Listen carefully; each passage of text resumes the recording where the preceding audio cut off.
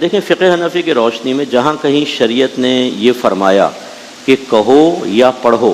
تو اس کا مطلب یہ ہے کہ اتنی آواز سے کہو یا پڑھو کہ آپ کے اپنے کان کم از کم سن لیں، رائٹ، بشرطے کہ آپ کو ثقل سماعت یعنی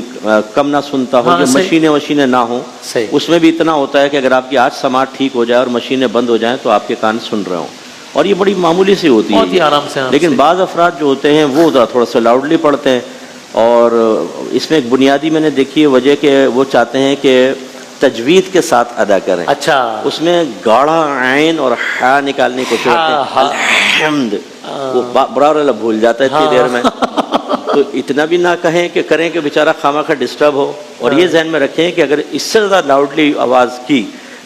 لاؤڈ آپ نے قرات کی اتنی کہ 3 4 5 ادھر 3 4 5 ادھر آدمی سن لیں، اور وہ سری نماز ہے تو سجدہ سہو لازم ہو جاتا ہے، سری مطلب زور اثر کی نماز، صحیح، ان میں سر واجب ہے، آہستہ پڑھنا واجب ہے، اس لیے جو بلند آواز سے پڑھنے کے عادی ہوتے ہیں نا، بعض اوقات دیکھا ہے کہ منفرد جب پڑھ رہے ہوتے ہیں تو سری نماز میں جہر کر دیتے ہیں، یہ گناہ بھی ہے اور اس پہ سجدہ سہو بھی لازم ہوتا ہے۔ جن نمازوں میں حکم ہے کہ آہستہ پڑھا جائے اس میں کیا پیمانہ ہونا چاہیے کہ بس اپنے کان تک پہنچے، اور جن میں حکم ہے کہ بآواز بلند پڑھا جائے اس میں کیا پیمانہ ہے؟ اس میں منفرد کے لیے اختیار ہوتا ہے،